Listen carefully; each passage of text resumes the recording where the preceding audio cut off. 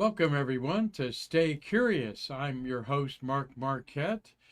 Hope you're enjoying your day as today is August 13th, 2025, and we're broadcasting live from the American Space Museum in downtown Titusville, Florida. And our guest today is an author who's also a big space geek in many different ways, Gary Gilbert. Welcome, Gary. Hi, nice to be back. Yeah, repeat performance. We had Gary on a couple years ago talking about his passion to write about women in space careers. Here's his second book, Space Girl 2, 21 women, as it says there, writing about their careers in the industry there. And Gary, as I was looking at the people that you interviewed here, our one of our museum friends, Sharon Caples McDougall, suit tech for in Houston for many years, is in here, and Marty also in here is Sarah Sabri, the suborbital Egyptian lady that she thought she'd gone to the moon when we talked to her about her 5 minutes of suborbitalness in there. Yeah, So we're gonna have a nice conversation about Gary's passion and his experience in talking to not all the leaders or astronauts in the industry, just good women that are doing things out there to promote space, right, Gary? that's correct. Yeah. Well, we always like starting out welcoming everybody to Stay Curious, and if you we want to learn a little bit about Gary here. Where'd you grow up, and how'd you get into the space business stuff? I was born in Georgia, but my dad was a career Navy enlisted missile technician, so I was Mm-hmm. really moved around all over the place, mostly in Charleston, South Carolina. And then right before I graduated high school, I went back to Georgia, and then I joined the Navy What in part of Georgia? Rome, Georgia, up in the northwest side. Okay, Rome. All right. But the only thing, we have a couple of universities there. Actually, um, Eddie Murphy just did a movie a couple of months ago. Mm-hmm. Did some scenes there in Rome. Gary Gerald, who Gary, hope you're feeling fine. He's our farmer up in Collins, Georgia, Vidalia onion country up Oh, there, okay. and so forth. And Gary Allgaier, who was here, the vacations up in Georgia. So three Garys talking about here at one time here. So and Connie McDaniel probably likes that because she's got a son named Gary, and her dad was named Gary. Gary's everywhere here today. Yeah. On there. Where'd your interest in space come? You've talked about here in your bio, and I'm going to put my glasses on here. Uh, that you are you love fostering scientific innovation based on the ideals described in Star Trek and the Next Generation TV series and movies on there. Where's that come from, Gary? Well, from watching the original Star Trek back in the '60s, seeing the actual Apollo launches. I remember some of the Gemini, but I'm of the age where I was mostly watching the Apollo. I can remember I graduated high school in 1979, and there was a show there called on TV called Space 1999, Okay. and I was like, okay, that's 20 years from now.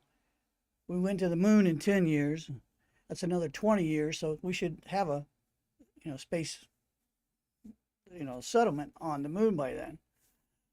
And as everybody knows, we haven't been back since late 1972. Absolutely. December, Apollo 17. Yeah. And What does that tell you about 50 years um, of space conquests or unconquested? I will say, I think that as a society, we have the wrong goals, Mm-hmm. the wrong motivation. It's all about making money.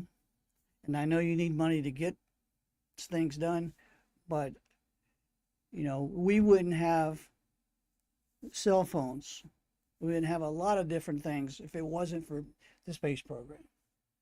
Absolutely. And it just blows my mind. You know, like I said, I graduated in 1979 from high school, and had you told me we'd be where we're at now in a whole bunch of different things, I would, I'd have laughed at you. I'd said, no, we'll be on Mars by, by 2000. Mm-hmm. But hopefully somebody will go, dang, he's right. Let's go do it. Well, I think you're preaching out there to the choir, as we Yeah. have a lot of our friends are solid space geeks and love the program. RG Jubilee's on there, and Dave Stange up in Michigan, and Doug Forrest is in California, and we'll have others joining us today. Uh, and we're going to talk, about the landscape a little bit here with Gary, but you have wanted to compile these books to inspire young girls and young women to pursue a meaningful career in this field. There's our little self promotion of you today, and Well, I appreciate that. you've done 2 books today to date, and this is your second tome. The first one, both are available on Amazon. There, Well, but I actually, the women you have here, there, we got that. And you were at the International Space Development Conference, which our executive director Gabriel Rothblatt was the director of that, and you just talked to Gabriel. You seem to have a good experience there, talking to a lot of international youth. You said too. yes, I had a really good, I think it was 4 days. I, as I told Gabriel, there's a lot.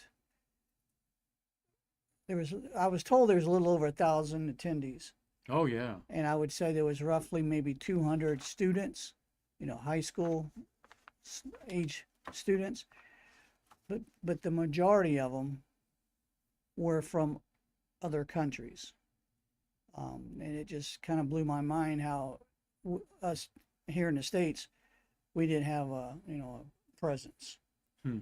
which means my goal is to get a copy of this book in every 6th to 12th grade school, at least one copy. I'd like to get more, but that's the goal. And Well, that's a good goal. The book is chock full of beautiful artwork. The artwork's really nice, and you have this is Carla Tammy or Tamia there that you're highlighting there, and then they tell their story.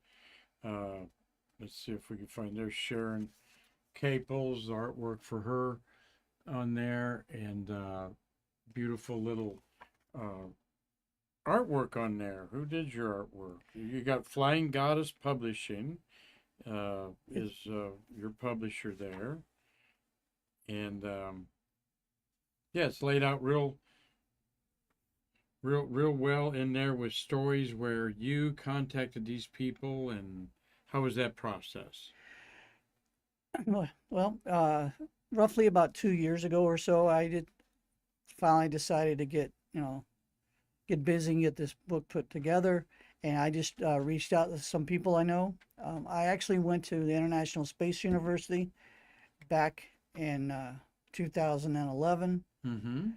and reached out there, and they started sending me people's emails, and then I would be on Facebook also, and if some name would come up, if they had some kind of thing with uh, something space related, I reached out to them, Mm-hmm. and this went from there. And so finally, actually, the Space Girl 2, I kind of ran into a problem with the first edition. So it's not like there's 2 books. It's the first edition kind of hit a snag, Okay. and so I went into the second. All right. Good. Well, it's really interesting to hear these people, the ladies, of how they got to where they are, inspiring others. Of course, this is like 60 some astronauts from around the world that go on to inspire everybody. Here's your ordering information there on Amazon. You got good reviews on there, and paperback and hardback editions are available. And uh, like you said, you want as many young women to read this as possible in the school system and get motivated by that. We're all for that. There's the 6 other astronauts that were inspired in some form or fashion to pursue their dreams. And Gary, that's something that everybody, a lot of men and women astronauts say the same thing, that don't let people stop you from fulfilling your dreams. Uh, Nicole Stott is on our women's gallery, and they're saying, if I can do it, you can do it. Right. And some of these space workers and astronauts, I meet a lot of them in retirement, and you're like going, yeah, that was they were so driven and just blinders on to achieve, to be Right. an astronaut or to be a lead engineer or to work on the shuttle. And you think of the hundreds of men and women, and we're talking women today, that are inspired to work on Artemis. Right. Right. And you talk to some of the Artemis workers in your Few of book, them. right? Yes, there's a few, at least 2 of them. Uh-huh.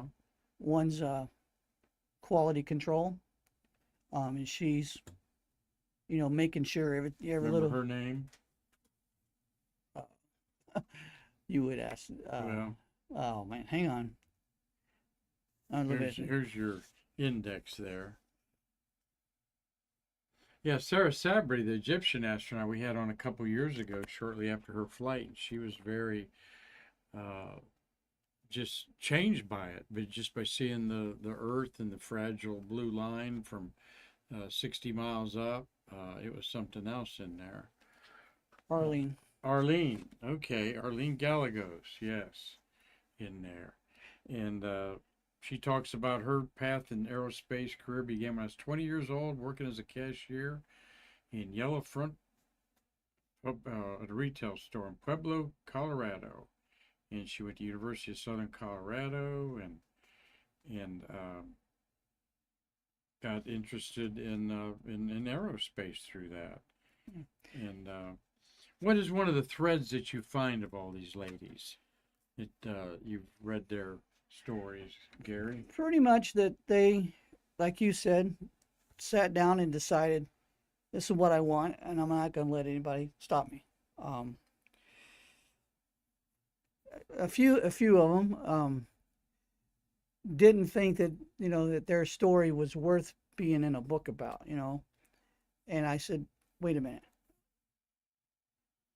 You are doing things. No, you're not the astronaut. No, you're not the person being seen. But you did something that helped contribute to get there. For example, we didn't know for over, I don't know, close to 50 years about, the Hidden Figures ladies. And I don't know if you know, but Jack Black's mother, the actor Jack Black. Okay, yeah, Jack Black, the actor, okay. Okay, his mother worked on the Apollo program. Oh, did she? She actually went out for a day or two or whatever time frame to give birth to Jack and came back and helped figure out some stuff that was going on. Huh. As a scientist or an engineer.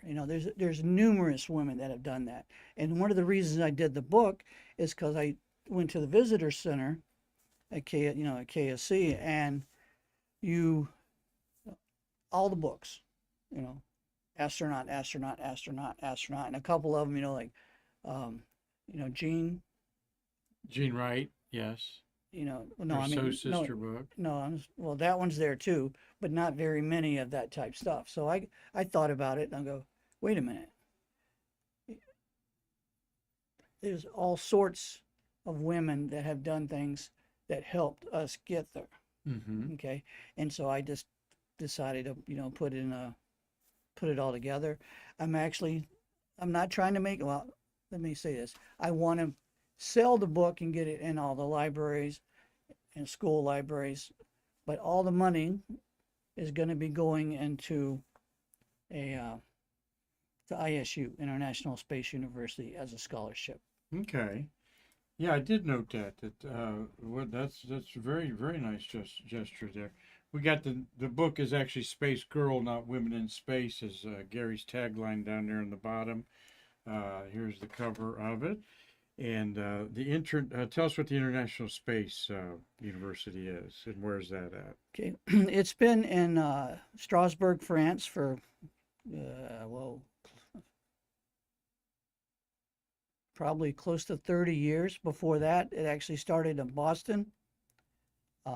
They have what's called a SSP, which is a summer space program, where for X amount of years and up until today, the SSP for 2025, I believe, was in Korea.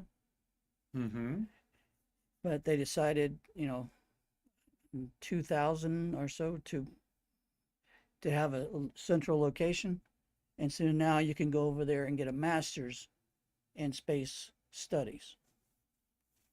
And they have teachers or professors from various countries that fly in. Some work there, but other ones fly in. International Space University. Yes. And can you do that virtually? Or you have to go to France to attend that? For the masters, there's they have in the past worked with a couple of different schools here in the States. For example, Florida Institute of Technology. Mm-hmm. I'm not sure if they're still doing that or not. If you're asking if there's a online presence, I haven't really looked because I'm not But sure. all the proceeds from Gary's book is going to that university. Is it, what do you learn? Space law or things like that? It's interdisciplinary. Uh-huh. You would learn a little bit about everything to do with the space program. When I went through, you had a master's in space studies and a master's in space management. Okay. I went for the management degree, which means, I could come and, work as a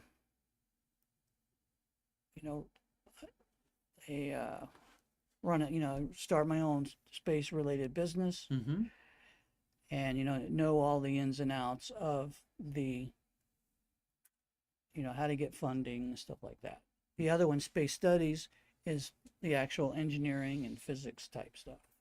So who's the type of person they're looking for? Who's the good candidate for that International Space University in France? Truthfully, anybody that has a desire to further our space program as a world citizen, Okay. you could do it. There's no certain background. I would say I came there as being an enlisted supply person. I had my MBA from Webster University, and it was just something that I went to the school in 2011 at the age of 50. I was just like, if I don't go now, I'm never going to go. I had put stuff off for various reasons. And finally, I decided. Actually, I went to ISDC in 2009. I think it was 2009. And as I first walk into the exhibit hall, ISU was being exhibited there. Oh. And I got to talking to him, and he's like, yeah, you can get a student loan to go there, da-da-da-da-da. So I applied, and I ended up going in 2011 and graduating in 2012. In fact, I was able to, graduated in 2012. I was voted to be the speaker from the outgoing class and the incoming class.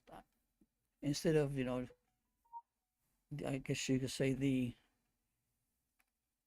president and the vice president doing speaking, the class, voted for me to be able to do it.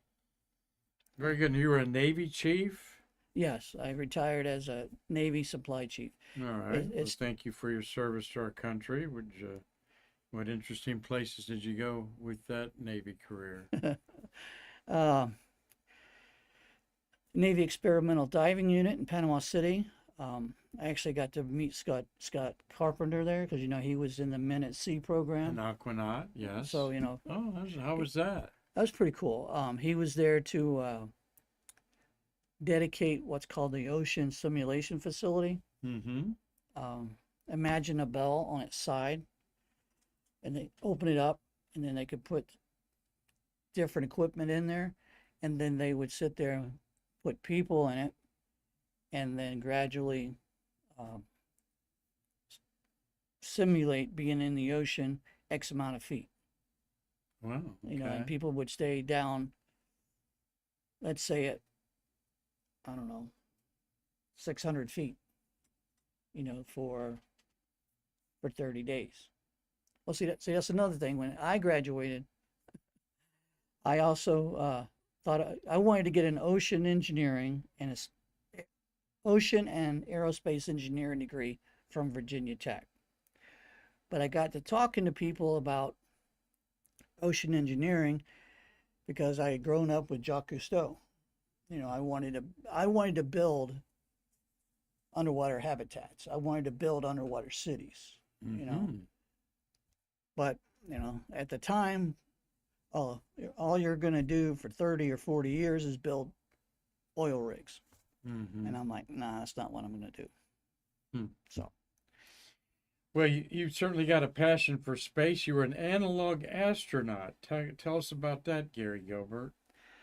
I went to High Seas, which is out in Hawaii. I believe it's on the island of Kona.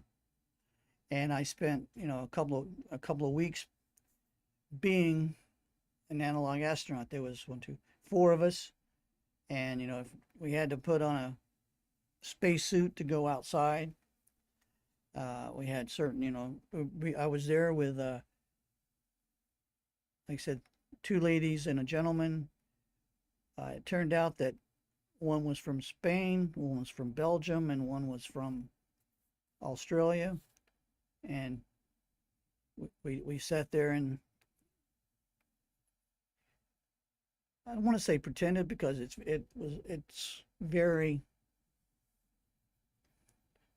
very lifelike is what I'm trying to say. It's Realistic that you're realistic. in a Yeah, simulation. right. Because like every night we'd have you know, we would talk to, mission control, and it Mm-hmm. would be delayed X amount of time.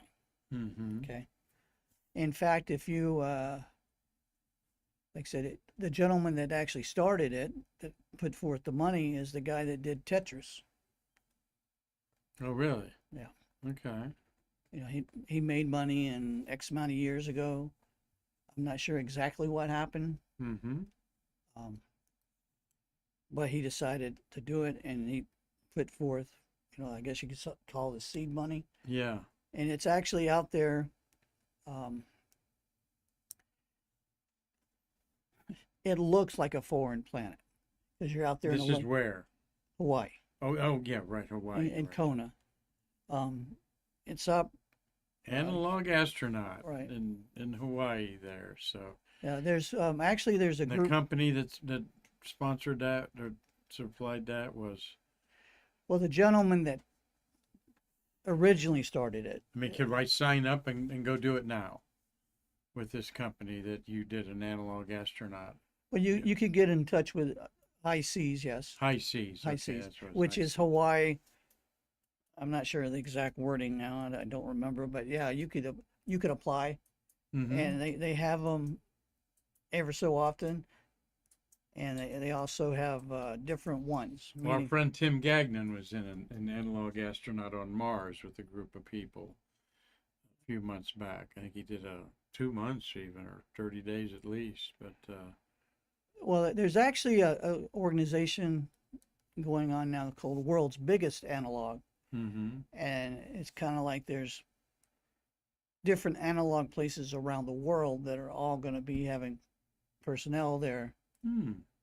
all at the same time so they can pretend like they're different settlements on the moon or Mars or something Mm-hmm. like that.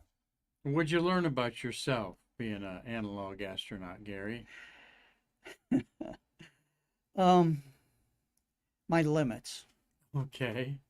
Um, like I said, I was there, it's the age of 60 something, and I'm like 64, so age of 62. And in order to do it, you go out and you actually walk on lava flows, Hmm. okay? And I was out of shape, but I mainly did it because it was a bucket list item, but also I wanted to push myself and see how far I could do it. And also I wanted, I guess you could say, to get some feedback on, um,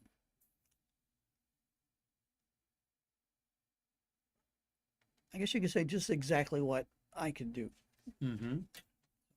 Very good. Well, very good. Very good. Well, we're talking to interesting Gary Gilbert here. He has a book called Space Girls, and it's not called Women in Space on the bottom. I forgot to correct that, but 21 women are writing about their careers in the space industry. There's Sarah Treadwell here. It's a beautiful book. Uh, uh, Not many pictures in it. It's all about the Sarah Treadwell says it is such an exciting time to get into STEM, and there are so many ways you can get involved. Each lady's got a little saying they say. Janelise Morales, she says this is what a rocket scientist looks like, because she is one, apparently there. Mm-hmm. Uh, Carla Tamia. Carla says, trust me, the view from the top is in the end very worth it. All right, talking about the struggles, or not, I guess the trials and tribulations to reach your goals. Sharon Caples McDougall, the suit tech in Houston that worked with the shuttle astronauts, she said there are many career paths in the space industry. You don't have to only aspire to become an astronaut. Right. That's a good one to read there. Um, in Eleanor Poli, written in this book. You have this gift of believing in something greater than yourself. Ad Astra, to the stars there. So, what did what what do you see representation in space careers affecting young students' future? How do you see space careers affecting young students' futures?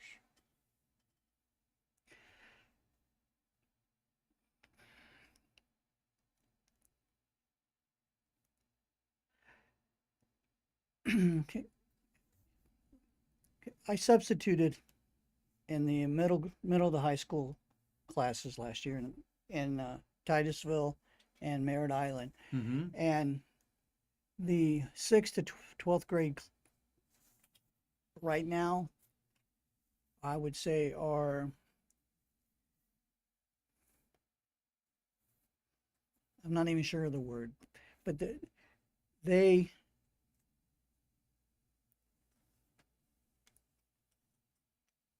it it's more about the social stuff going on right now. Mm-hmm. Who's popular, who's this, who's that, whatever. And I actually gave a copy of uh, the book to the teacher that's in girls in STEM at Mm-hmm. at the junior high school. And I specifically gave one of the books to one of the girls in that class, mainly because I'd been there 2 or 3 weeks and I had interacted with her in the class, and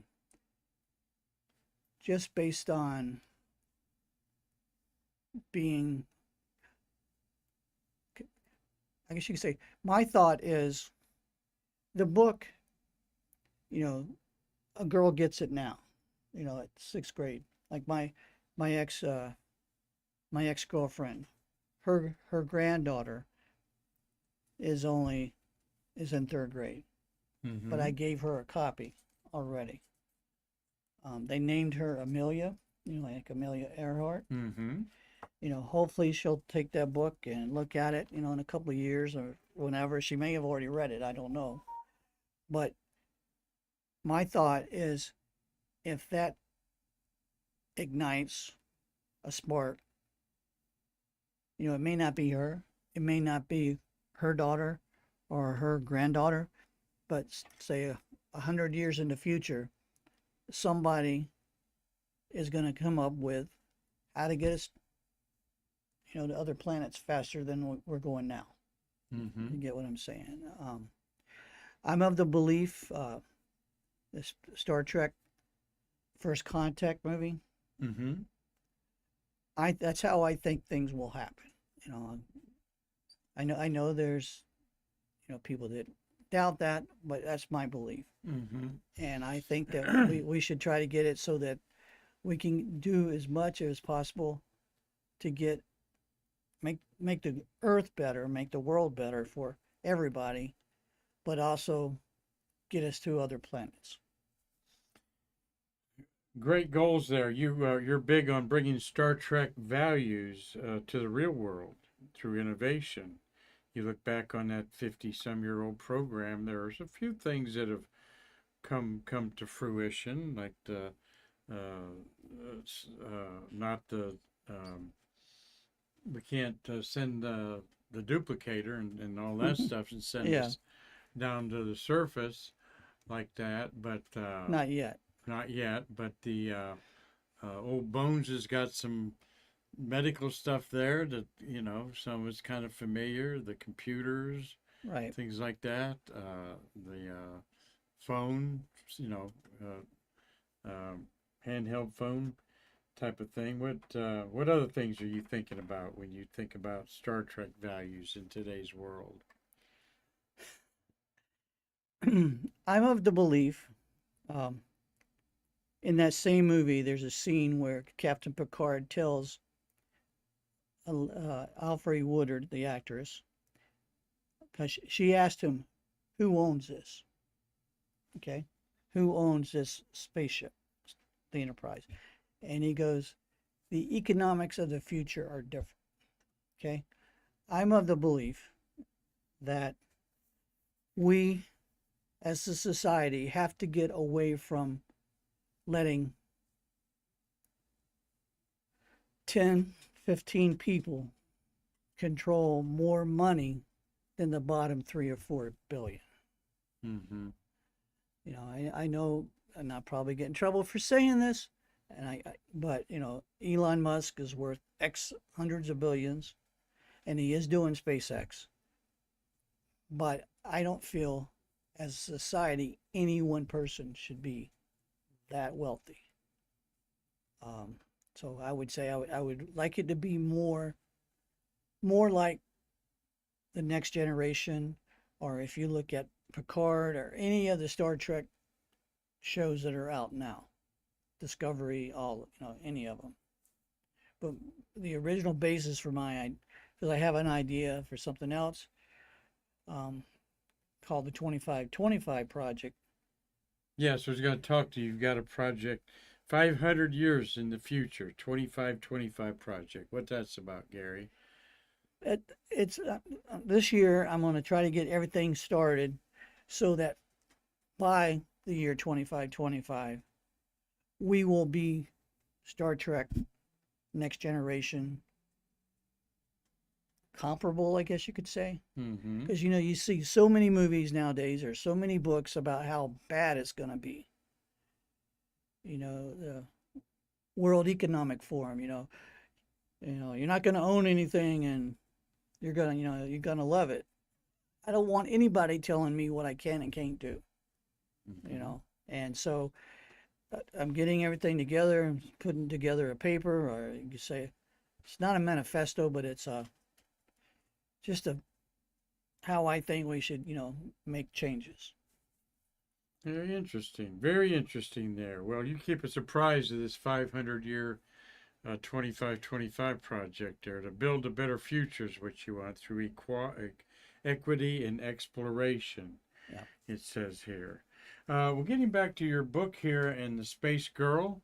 Name of the book: 21 women talking about their careers.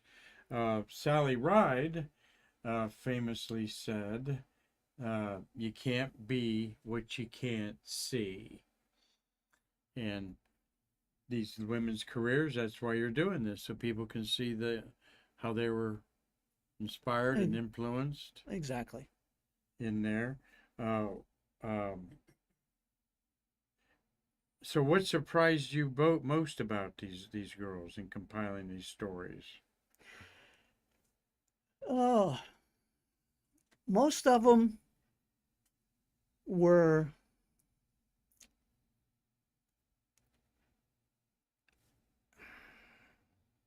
didn't think they had a story.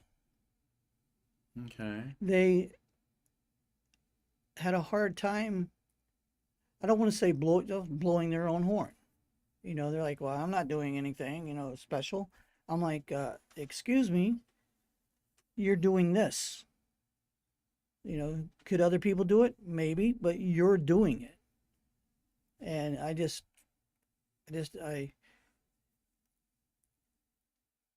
wanted to get more. I guess you could say more women to to blow their own horn. I guess you could say. There's 21 women here. I would say maybe 4 or 5. As soon as I told them the premise of the book, oh yeah, I'll do it. When do you need it? Other ones, it took a couple of phone calls, a couple of emails, and say, hey, I'd like you, to contribute the story. I had a couple that well, how much you going to pay me for my story? I'm like, I'm not. Um, and then some of the women that actually did contribute, I mentioned to 1 or 2 of them, that, and they're like, wait a minute, you're doing this to help girls do what we did. It's like you were saying about Sally Ride. If you don't see it, you can't do it. And so I just, want more and more, women to get, to be in the program. For example, Janet Petro, the director. Yes. Uh-huh. I asked her to do it to be in the book a couple of years ago, and we could never work out the time frames, because she's busy and stuff. But then I saw that she was the acting NASA administrator Mm-hmm. for I don't know how, a couple of months or so, and the administrator out in Houston is a woman now. But she Janet was going to be, or was acting as the whole NASA, the whole Mm-hmm. thing. Yes, she has been. Yeah. Yes. Which is awesome. So A dream of working on the back of the book here, it says a dream of working in the space industry can come true, even if a role of an astronaut is not possible. Young and tween girls and young women can pursue a meaningful career in this industry in a wide variety of job positions. There is so much more potential for them beyond blasting into space on a shuttle. They can work in ground-based jobs, which are equally essential to making the space industry a world-leading success story.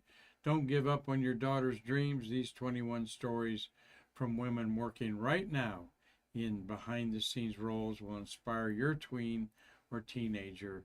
They will give her hope that, yes, she can reach for the stars and do this too. The sky's the limit. Great message that you're out there promoting, Gary.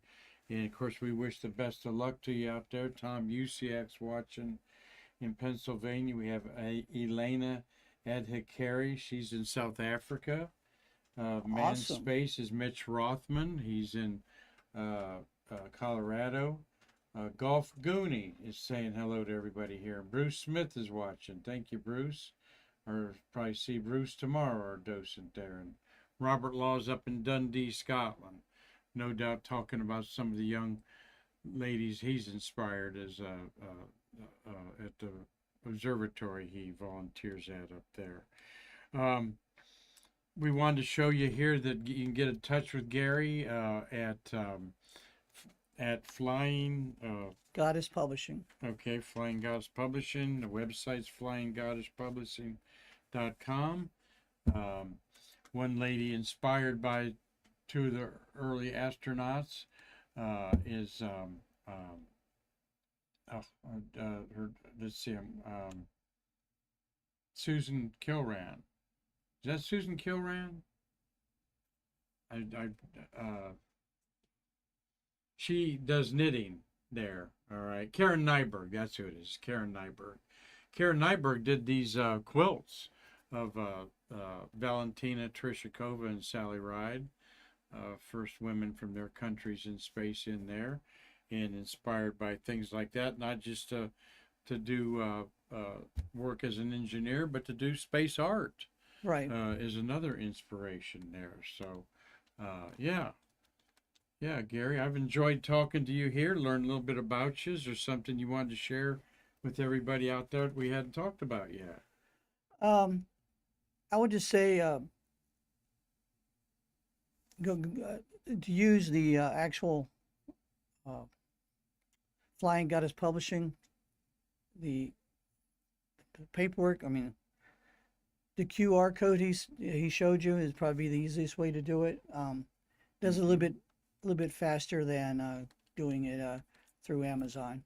Okay, yeah, there's your QR code there.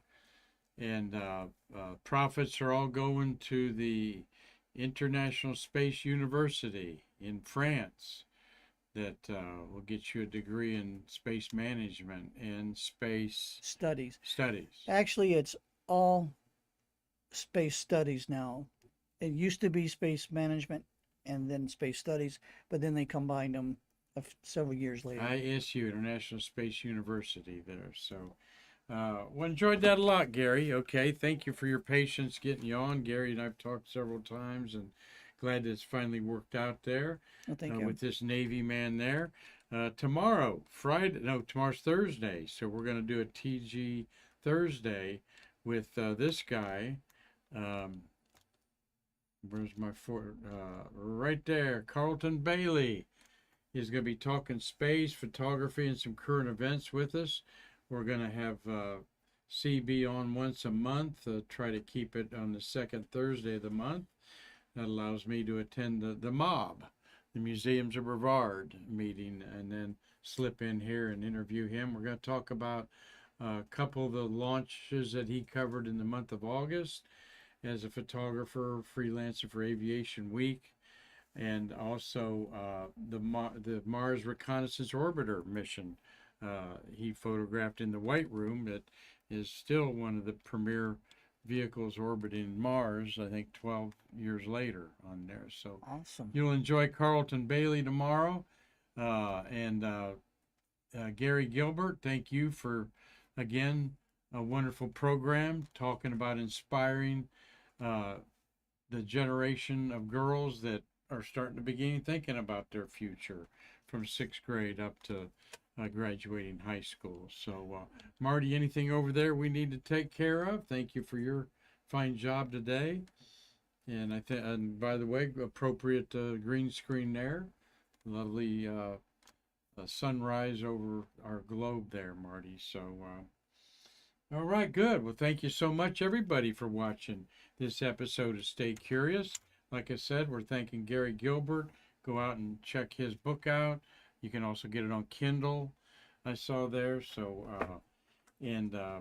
tomorrow we're going to have a good show and a lot of fun with Carlton Bailey. So, until then, I'm Mark Marquette, thanking you for watching and saying I can't wait to see you in our museum to bridge the space between us.